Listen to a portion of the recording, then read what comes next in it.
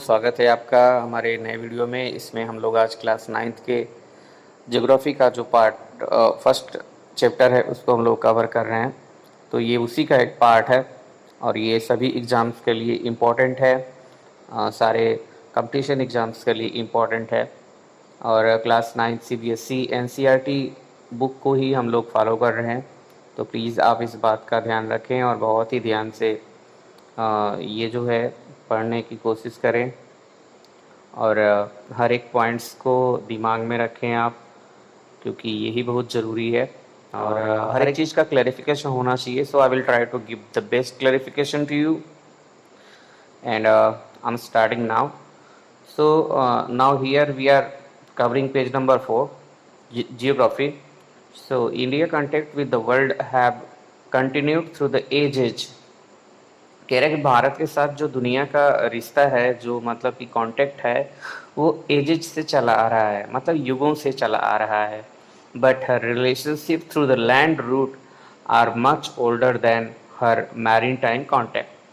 तो यहाँ पे हम लोग को बात समझनी है कि कह रहा है कि ये जो हमारा मतलब ज़मीन के रास्ते से जो है, ज़मीन पे चल के जो है जो जो दूर दूर देशों तक जाया जाता था भारत से, तो ये जो मतलब है, ये जो है ज़मीन के रास्ते से जाना विदेशों को, ये ज़्यादा प्राचीन है। और जो ये पानी का रास्ता है, समंदर से होके जाने वाला जो रास्ता है, ये जो है काफ़ी मतलब कि उस रास्ते से नया रास्ता है ये, ठीक है। तो ये बात हमको समझनी पड़ेगी। तो आपको भी ये जो है कंपटीशन के लिहाज से बहुत बहुत बढ़िया पॉइंट है कि भाई which one is the oldest route, land route और water route. So don't get confused, आप इसको जवाब दे दें। Next I am trying to go forward, so listen.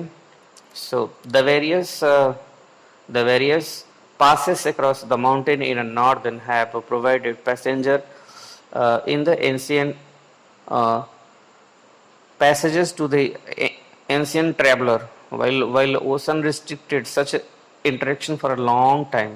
तो कह रहा है कि हमारे देश के जो उत्तरी मतलब हिमालय का जो ये उत्तर का खासतौर से नॉर्थ वेस्ट का जो ये एरिया है, तो उधर जो है पासेस होने के कारण, पासेस मतलब जो दर्रे होते हैं माउंटेन के बीच में जो रास्ता होता है, तो उसकी वजह से जो है मतलब प्राचीन काल में ज़मीन से होके लोगों ने ट्रेवल किया। तो ये बात हम लोग को ध्यान देनी है कि जो ज़मीन का रास्ता है, वो जो ओल्ड रास्ता है भाई, तो वो जो है इसके मतलब वजह से पॉसिबल हो सका, तो वो जो है पासेस की वजह से पॉसिबल हो सका। Okay, these routes have contributed in the exchange of idea and commodity since ancient time। कह रहा था कि इसी रास्ते से होके, मतलब ये जो ज़मीन वाला रास्ता जो कि दर्रे से होके इंडिया के से जो है और दूसरे पश्चिमी देशों को जाता था, तो इससे जो है विचार भी आए एक देश से दूसरे देश में, और कमोडिटीज़ जो हैं मतलब जो सामान होता है, जो भी वस्तुएं होती हैं, तो ये वस्तुएं भी आती जाती थी। और भाई एक दूसरी जगह लोग जाएंगे तो विचारों का भी आदान प्रदान होगा, है ना। तो वहाँ का सब कुछ एक्सचेंज हुआ। Okay, since the ancient time मतलब प्राचीन काल तक। तो कह रहा है कि the ideas of Upanishad and the Ramayana, the story of Panchatantra and Indian numerals and decimal system this could reach many part of the world.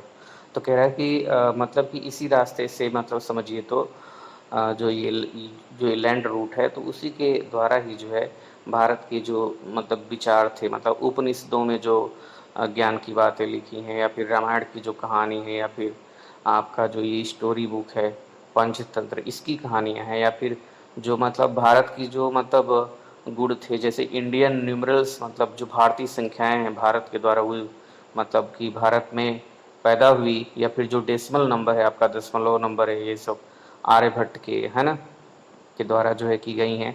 तो 10 could reach many part of the world, मतलब कि भाई इन्हीं रास्तों से जो है लोग भी गए होंगे भारत के, तो फिर ये ज्ञान भी जो है पूरी दुनिया में फैला है, ठीक है। जो ये आर्यभट्ट के द्वारा मतलब डेसिमल सिस्टम, न्यूमरल्स नंबर, और ये बहुत, तो ये सारी चीज़ें जो है दुनिया में फैली इसी रास्ते द्वारा, ठीक है। तो the spices, muslin and other merchandises were taken from India to the different country, है ना। अब आपसे ये भी पूछा जा सकता है कि भाई लैंड रूट से जो है भारत से प्राचीन काल में कौन कौन सी चीज़ों का व्यापार होता था। So here the point is very important. So the first one is masala, है ना भाई। मसाले के लिए हमारा देश फेमस है, तो मसाले का प्राचीन काल से भी जो है बहुत व्यापार होता था। तो स्पाइसेस ध्यान रखिएगा आप, मसालेदार, है ना। तो मसाला पहला है। फिर से बोल रहा हूँ मुस्लिम। मुस्लिम है जो है ये ढाका का एक खास प्रकार का मलमल होता था, है ना, ब्रांड है समझिए ये, जैसे डाबर च्यवनप्राश है। तो मुस्लिम नाम का जो है ये रेशम, है ना, जो सिल्क होता है, तो वो जो उसी का ये ब्रांड है, ब्रांड नेम है मुस्लिम, जो ढाका में बनता था। तो ये आप याद रखिएगा, है ना। पहला मसाला, दूसरा मुस्लिम एंड अदर मर्चेंडाइज, और जो दूसरी मतलब कि व्यापार की वस्तुएं होती हैं उनको भी जो है लाया जाता था, ठीक है, मतलब व्यापार किया जाता था, ठीक है। लेकिन ये चीज़ें मेन थी, आप ध्यान रखिएगा, स्पाइसेस, मुस्लिम और क्या है आपका, और है आपका दूसरे सामान, ठीक है। तो मतलब भारत से जो है इन्हीं रास्तों से, इन्हीं जो है ज़मीन के रास्ते से, है ना, ज़मीन वाले रास्ते से जो है दुनिया में व्यापार भी होता था इन्हीं भारतीय चीज़ों का, ठीक है ना, मसाले और मुस्लिम और भी जो दूसरी व्यापारिक वस्तुएं। कह रहा है on the other hand influence of Greek sculpture and architectural style of dome and minarets from West Asia can be seen in a different part of our country।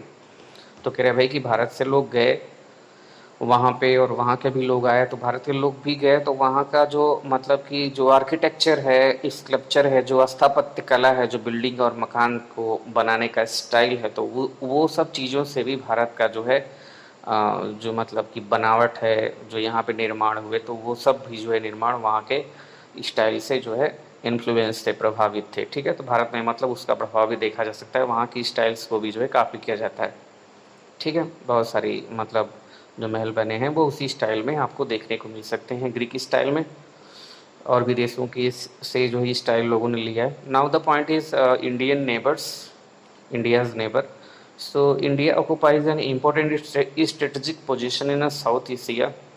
कह रहे भारत का एक बहुत ही स्ट्रेटेजिक पोजीशन है दक्षिण एशिया में, है ना, कूटनीतिक जगह, मतलब कि ये एक लोकेशन है। India has 29 state and 7 union territory, जो कि चेंज हो चुका है, आप जानते हैं। अब ये संख्या में जो है बढ़ गए हैं आपके, लेह लद्दाख हो गया है, जम्मू कश्मीर हो गया है, ओके। सो आपको ये ध्यान देना है। And India shares the land boundary with the Pakistan and Afghanistan in the north west. तो ये आपको मैं दिखा दूँ यहाँ मैप पे, तो ये देखिए पाकिस्तान और अफगानिस्तान जो है नॉर्थ वेस्ट में, मतलब उत्तर पश्चिम की दिशा में ये स्थित है, ठीक है। China, Tibet, Nepal and Bhutan in north. हाँ, तो ये थोड़ा दिशा का आपको ध्यान रखना पड़ेगा कि चाइना, तिब्बत, नेपाल और भूटान जो है ये उत्तर की दिशा में है, ठीक है ना, ये देख रहे हैं आप, उत्तर की दिशा में। तो म्यांमार और बांग्लादेश जो है आपका पूरब की दिशा में है भारत से, ठीक है। तो our southern neighbours across the sea consist of 2 island country, namely Sri Lanka and Maldives. तो ये जो है कह रहा है कि यहाँ पर आप देख सकते हैं दक्षिण के साइड में जो मतलब समुद्री हमारे पड़ोसी देश हैं, तो वो आपका मालदीव है और आपका श्रीलंका है, ठीक है। आपको ध्यान देना है, थोड़ा यूनो में देख लीजिए क्या है, बहुत इंपॉर्टेंट है। कह रहे before 1947 there was a 2 type of state in India, the province state and princely state. कह रहा है कि 1947 से पहले भारत में 2 प्रकार के राज्य हुआ करते थे, खास रूप से राज्य, है ना। तो पहला जो है प्रोविंस मतलब प्रांत था, जो कि मतलब ईस्ट इंडिया कंपनी के अंडर में था, और दूसरा कह रहा है प्रिंसली स्टेट था। प्रिंसली स्टेट मतलब वहाँ पे छोटे मोटे राजा राज करते थे, ठीक है। तो provinces way rule directly by the British official. कह रहा है कि ये जो प्रांत थे, जैसे खास रूप से आपके, मैं कुछ प्रांतों के नाम बताता हूँ, जैसे आपका है ना आपका जो है यूपी जो है मतलब प्रोविंशियल स्टेट था, मद्रास, मुंबई, है ना, कलकत्ता, तो ये सब अलग अलग प्रांत हैं। तो और इस princely state were ruled by local. कह रहा है कि ये जो राजघराने थे वहाँ पे लोकल लोग राज करते थे, वो थे hereditary rulers who acknowledged sovereignty in return for the local economy. तो कह रहा है कि ये लोग जो है मतलब कि वंशानुगत रूप से राजा बनते थे, है ना, जैसे मतलब राजा के शासन में होते